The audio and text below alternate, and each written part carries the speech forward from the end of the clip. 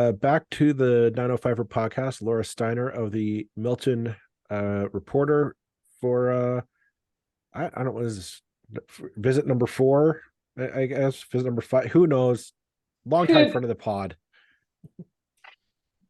Too much fun to keep count, I guess. So There we go. Well, welcome back to yeah. talk Milton mischief. We're coming off our last episode where we had spoken with Mayor John Taylor of Newmarket about Okay. his issues with development in Newmarket and wanting to get a better handle.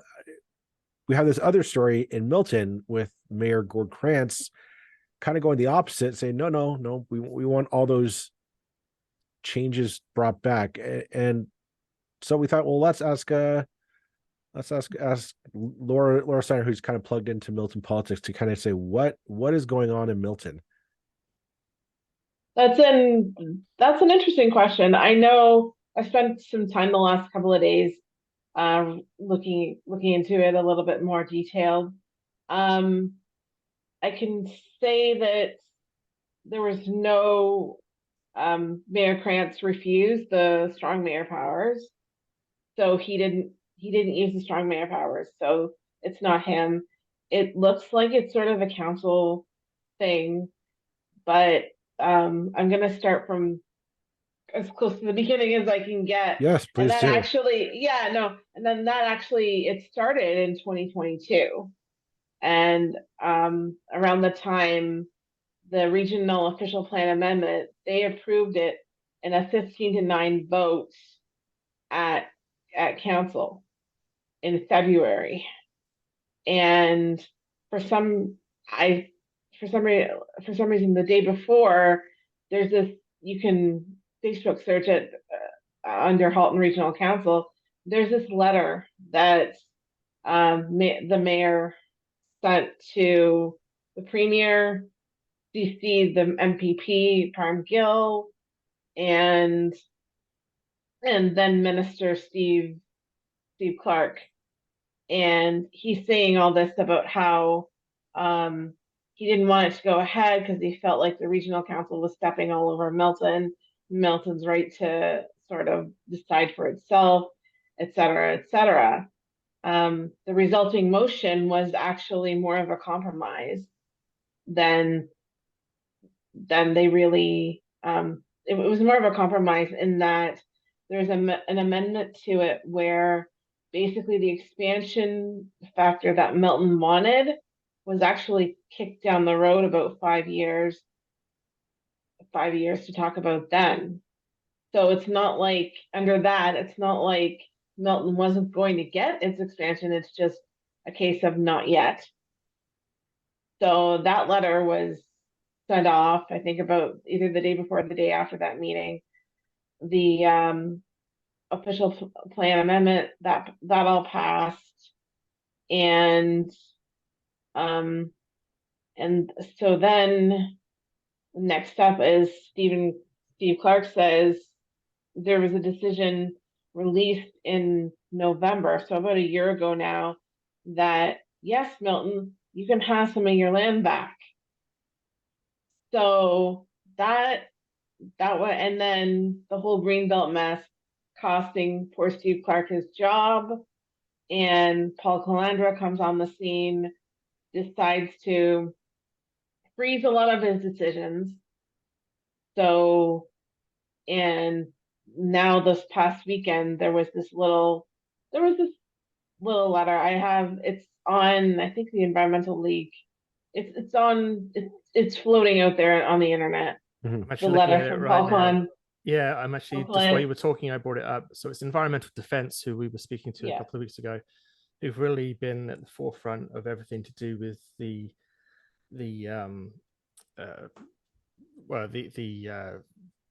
what the province was doing with the green belt, but also all the other changes to municipal boundaries.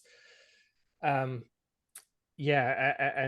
just looking at it here, I mean, like you said, I mean, it's just there's requests basically to say, for lower tier municipalities to basically say anything that they want that they don't like coming from the upper tiers. So Milton, what Milton doesn't like about Halton, and to sort of throw that into the mix as they're deciding if there's anything they shouldn't reverse. So I guess that means that Gord Krantz is responding to that. Another thing that's pertinent is that Minister Calandra said heads of council may choose to seek a council endorsement of their proposed changes, but that is not required. I mean, no, I don't see that. There was a meeting. Our meeting was Monday night. That came up because now Milton is undergoing its official plan amendment process, and it's called Make Milton. I forget what it's called offhand, but Make Milton great again. I don't know. Sounded like that was where something weird like that. I don't know.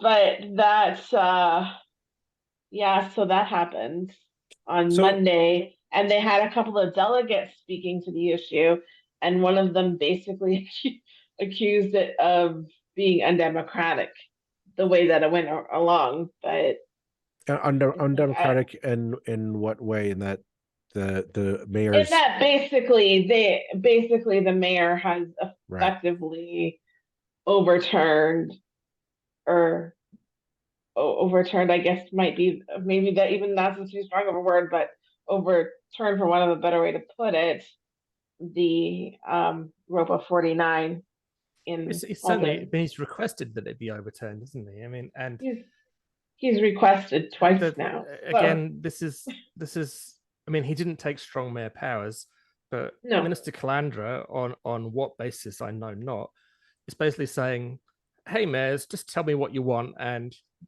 kind of nudge wink I might do it. No democracy required, no votes required, no consultation with other levels required. Just tell me, I might do it. And this drives me nuts because this is the way municipal government is being run now. By, fine, the province has reversed something that got them into a lot of trouble, but they're not changing. They've just, this is just a new way of and I would hope that good mayors, decent politicians would say, I'm not touching this nonsense. This is not the way we should be running the show. Unfortunately, Mayor Krantz is not one of the people who thought that. I mean, this is the traditional way. I mean, to be fair to Mayor Krantz, this is the traditional way the province works with the municipalities. It's divide and rule, and the municipalities all work with the province by just constantly holding out the begging bowl and saying, please sir, can we have something here? There's been constant conversations around that table about what would happen if Milton just decided to say, no, we're not growing that much. We don't have the infrastructure for it. We're gonna do a little bit of growth, but we're gonna make sure it's well planned and well done.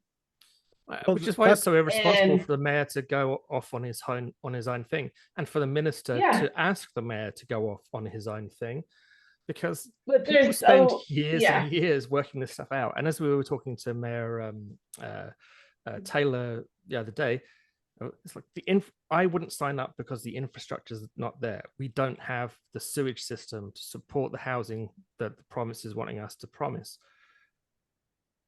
I don't think any of that really has gone through Mayor Krantz's head. I suspect. I have a question. Sorry, Laura, go ahead. I interrupted you. There's also, but like to Roland's point, there's all sorts of infrastructure deficits here. There's constant complaints about schools. A new school is built and you have 6 or 10 portables. And look at Bishop Redding. And and it isn't just, and roads aren't being kept up well, and it's starting to wear like the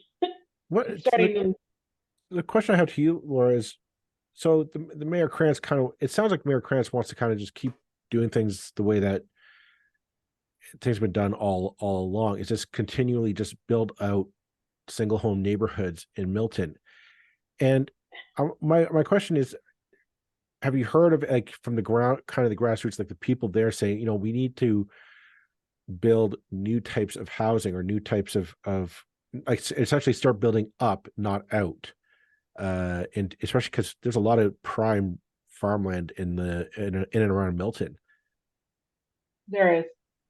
Have I heard there's urban, I don't know, maybe you're familiar with it, maybe not. There's urban sprawl Halton, which is pretty strong in this area, and they're they took on the fight originally against the region on the official plan amendment 49 when it was passed last February, and there was something like, I don't, probably easily 5 or 6, there's probably more, but at least 6 speakers from that same group talking and arguing for it. Just when I haven't been in person, obviously, for over 2 years, a little longer because I had some personal stuff with my mom's illness and that. And but when I did sit in council, these developments would come, and you'd have the lineup of people raising like some really decent points, really well thought out presentations, but it was almost like they weren't listening. Almost like it fell on deaf ears, for excuse the wording, fell on heart, fell on silent ears almost. And it's like, yeah, they almost said, yeah, okay, good for you, we've heard you, so we're gonna, but we'll do run anyway, kind of don't thing. Get me started about the delegation process at councils and the many problems with that. I'm sure that is the case. I mean, the best way for any councillor to deal with the question is just listen to the delegation and don't ask any questions yourself. It's only a matter of politeness that they usually feel asking a couple of questions of the delegate is worth their while. They really don't like what you say when you're met with stony silence, as I've had a few times. But if I could get in a point of the curious thing about the whole ROPA 49 is, in their endorsement, I just found this out by looking into it. Milton Council endorsed the regional plan in January of last year. And I looked it up, and the motion it said basically, let it be known that we're endorsing this plan, but we also ask the province to give us land if it isn't being used for the 413. I guess this speaks to the kind of, Milton is in a little bit of a different place, sort of psychologically, to maybe the other two big municipalities in Halton, and the Oakville and Burlington are kind of, they're built out. There's been some pretty major kind of there have been sort of movements of people at various points, sort of who've made a lot of trouble for the council about developments, which means that the councils tend to, I think, have sort of learned to be a lot more careful about what they're asking for and how they're doing it. And it seems that Milton is maybe in a kind of halfway house right now, almost, where there's a number of councillors who would be in line with the kind of main thrust of the councils in Oakville and Burlington, but there's also maybe more of the old school guys, and obviously no one's more old school than Gord Krantz, who are like, develop. I mean, is that a fair characterization, do you think, or am I off base? There's been some new blood come on in the 2022 campaign. There's I don't keep going back, Mike Cluett and Rick DiLorenzo of Mike Cluett sat in the regional ward seat for Ward 3, and Rick DiLorenzo was Ward 3 municipal councillor. They happened to face off against each other, and they both lost to Sammy and Jazz. And So there's a little bit of new blood there. But on the whole, it takes, I don't know, it takes a few years for anything, for people to change their style of thinking, to build up, not, to build up on out, the whole build up, not out kind of a thing. And also, I think generally um, there seems to be an inability on the part of political leaders not to stand up and say, "Hey, listen, this dream of a house in the suburbs, it's not working. Mm-hmm. We have to look at building up. We have to build the laneway housing. We have to look in Oakville. They're talking tiny houses. We have to look at that. We have to look at all sorts of different ways to use our land effectively to house people, and not just do the single home. The dream might be dead, Well, as you depressing got, as that sounds.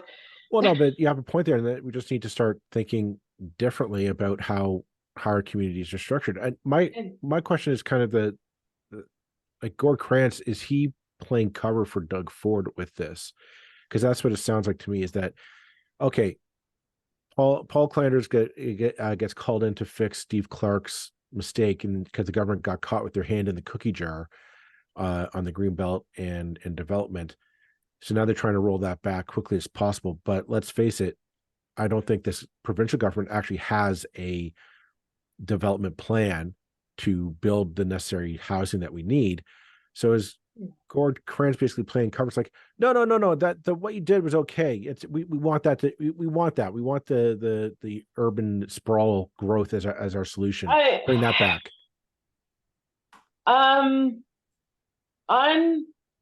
On Gord, I'll start with that. On Gord Krantz, it's pretty well, on Mayor Krantz, it's pretty widely known, and there's absolutely zero secret about it, that he is a progressive conservative to his heart. Mm-hmm. And but whether that means he's playing cover, I don't know. I'm not sure, like, what the relationship is between them, but I guess it's always possible. I mean, I'm more of a fan. I mean, I think I would go more with the cock up than the conspiracy theory in this case, in that this is just. But it's probably a pretty, it's more of a completely within Gord Krantz's modus operandi over the last half century. 30 years, yeah. It's just to carry on doing what Milton has always done, which is sprawling. It's also, to be fair, it's also a pretty I think it's probably fair to characterize it as a staff-driven council. A lot. They lean on the staff there a lot. I mean, that's so that comes into play as well, and all of its issues. And there's also, I think there's a lot of finance. I think my personal theory is it actually goes more to finances than anything, because Milton's in a position right now, has been for, at least was a couple of years ago, where business growth is actually outpacing residential growth, and that that shifts a lot of the tax burden onto the residential homeowner. I mean,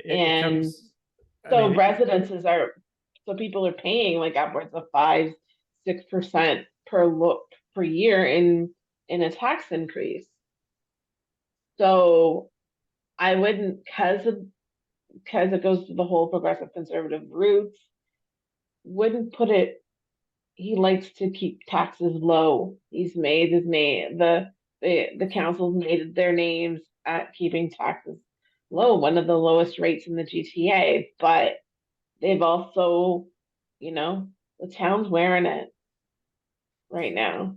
So I mean, really, it's a classic case of I'm just looking up the guy's name, Chuck something, the guy behind the Strong Towns website, who sort of made the case, Chuck Maron, I think, I don't know if I'm pronouncing that right. Anyway, it writes on sort of urban planning development in North America, I mean, primarily in the US.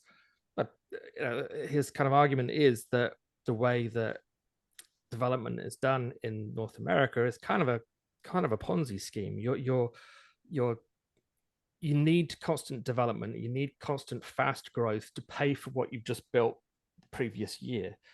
It's like you're robbing Peter to pay Paul, kind of.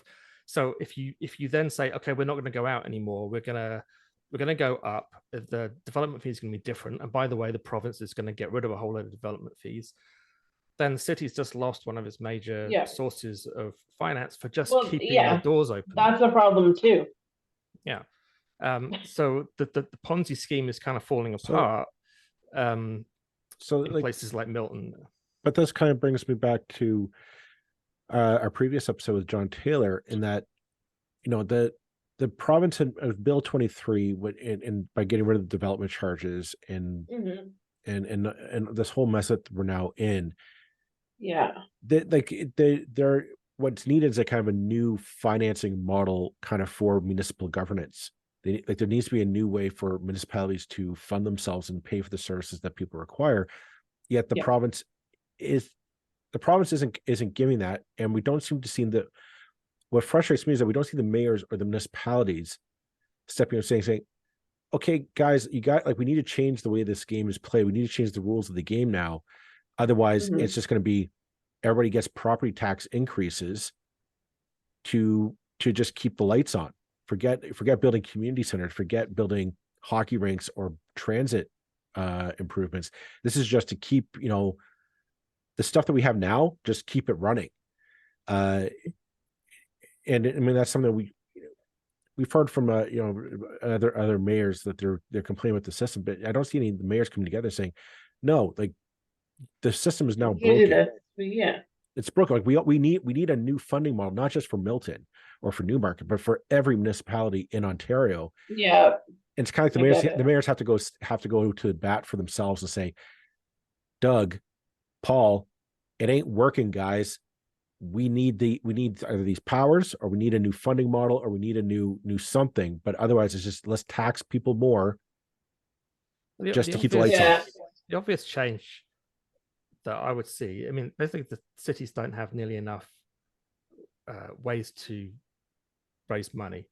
And I mean, actually, Jennifer Keysmat made the point that hadn't occurred to me before, because we were all sort of saying, well, the loss of development fees is a terrible thing because now the cities are short of that money and they have to go to the city. And her argument actually was, you know what, that stuff should be on the tax bill. It shouldn't be, infrastructure is the city's job to provide. It's not the city's job. It's not, I don't know. That was a point that she made. I thought it was interesting. Whether I agree with it, I don't know. But the other thing is, in most parts of the world, as far as I know, people can correct me if I'm wrong, businesses pay tax in the cities that they exist in. There's no such thing as municipal business tax. Why not? I think there should be. You're in the city, you're using the services, pay tax. But we don't.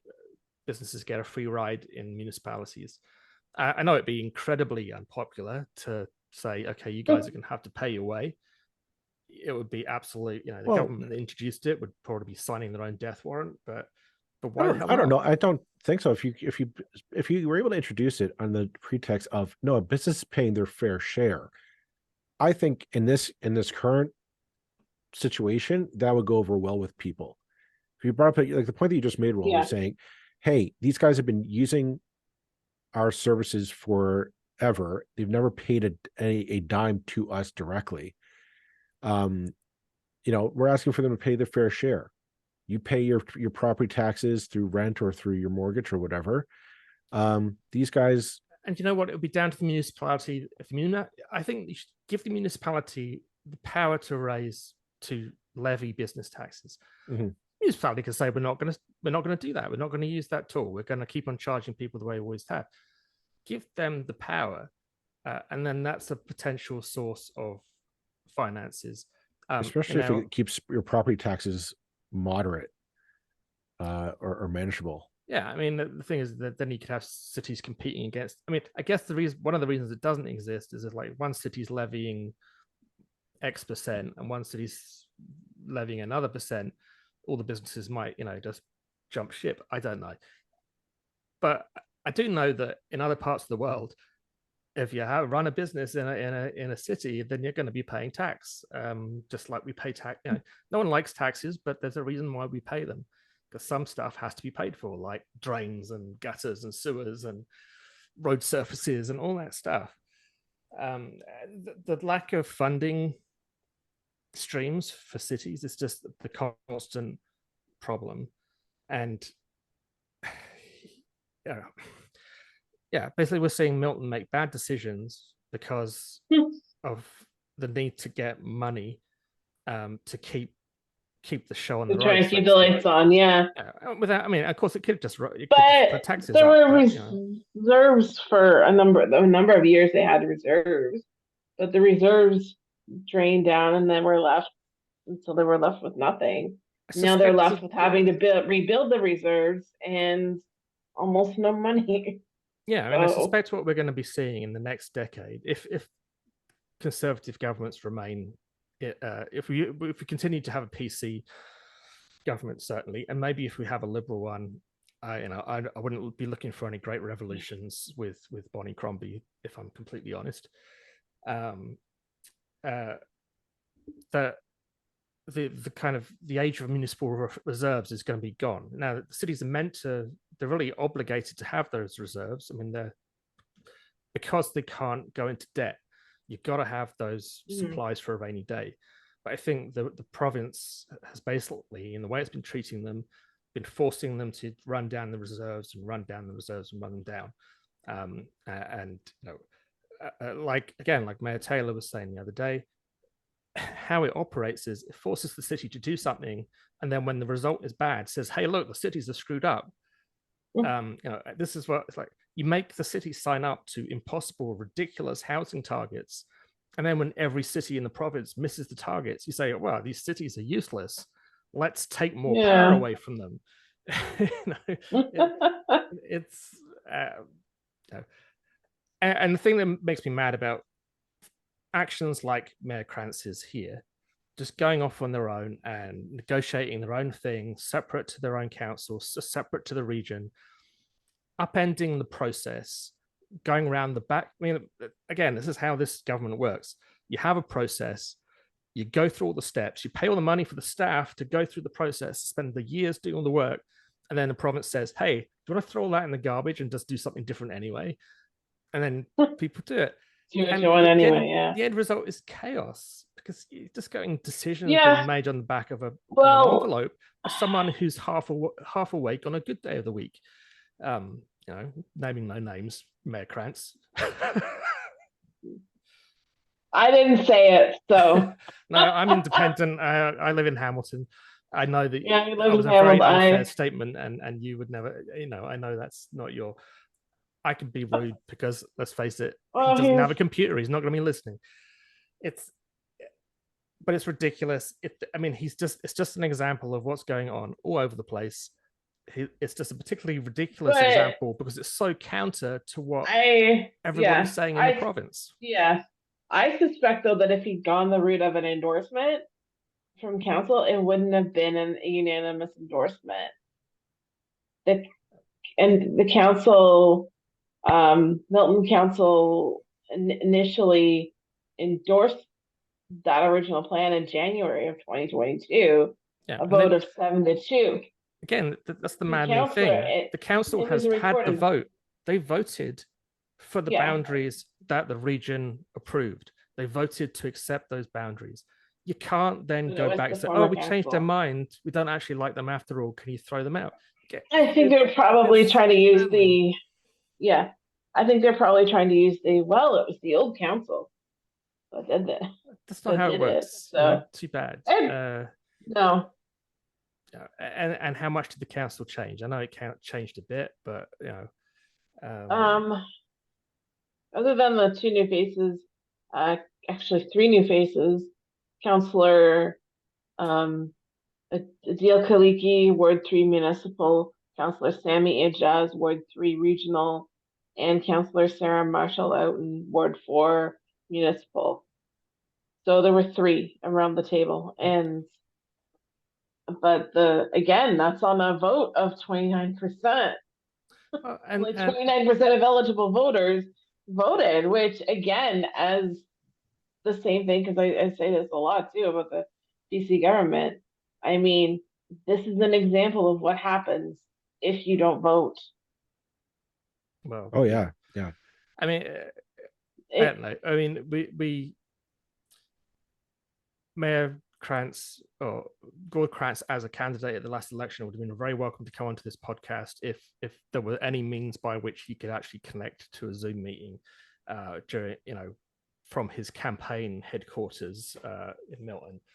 We spoke to other candidates. We spoke to Zishan Hamid, who seemed like without wanting to just out and out say this guy's a better candidate, he seemed like a very credible candidate. Let's put it that way, In one sense, he was, but having paid attention to him when he was on council as well.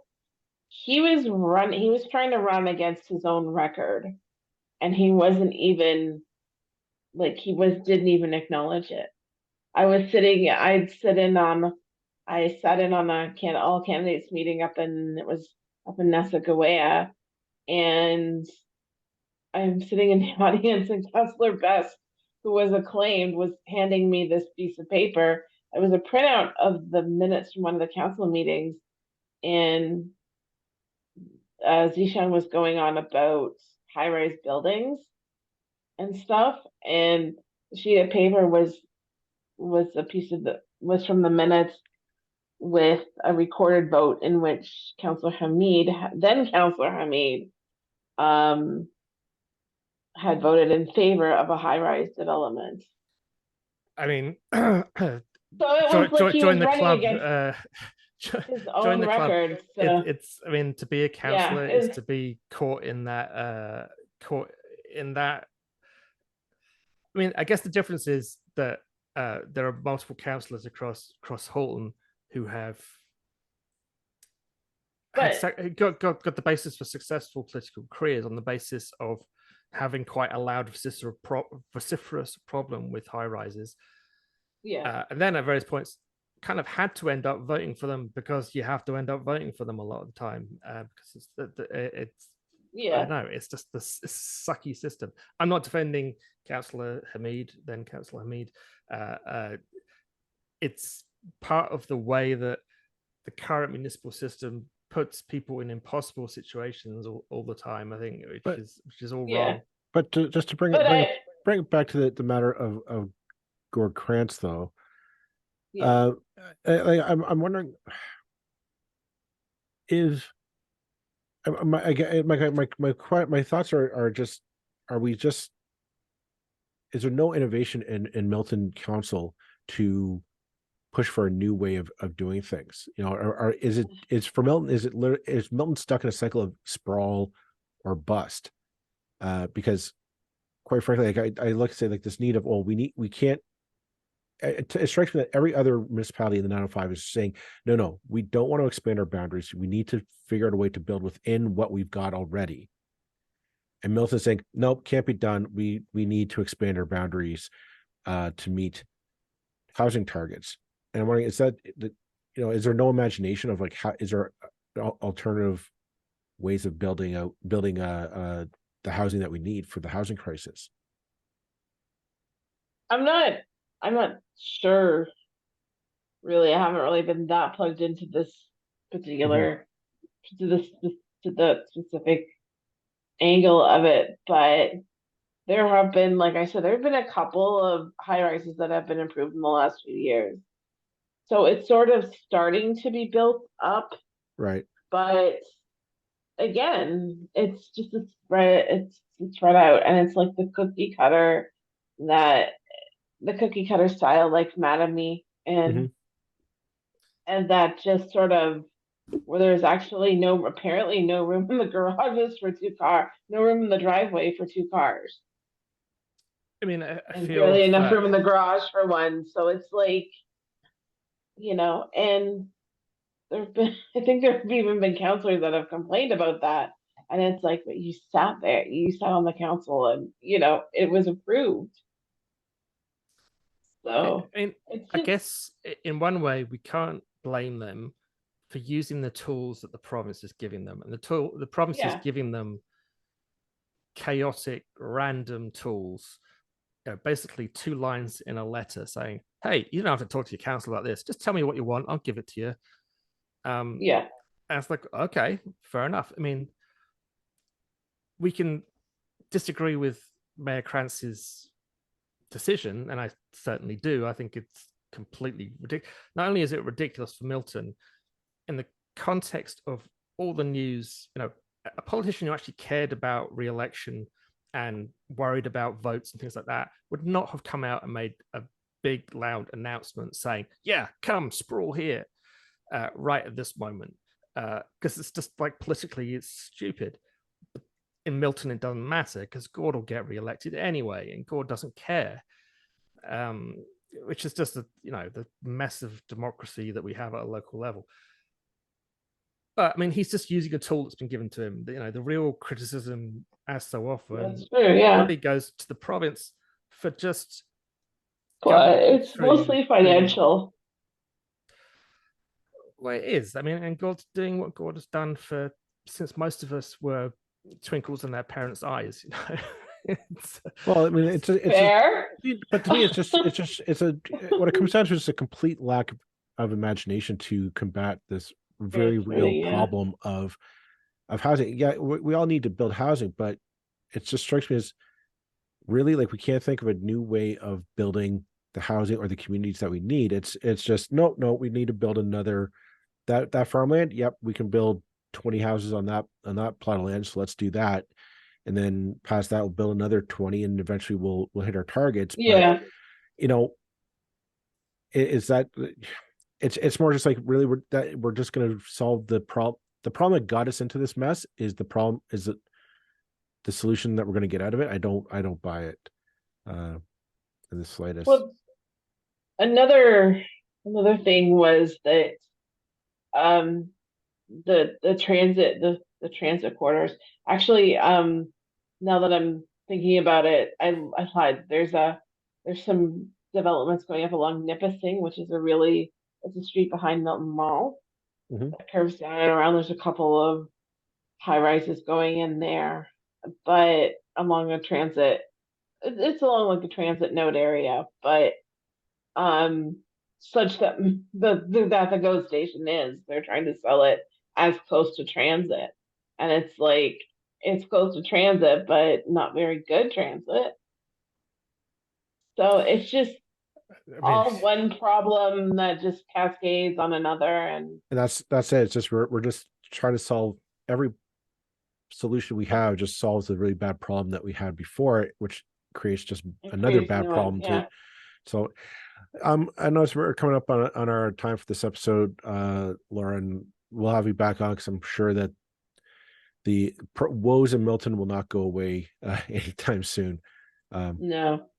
But thanks for coming on. Thanks for sharing an update with us and to our listeners. Thank you very much. Thanks for having me. That was fun. Thanks.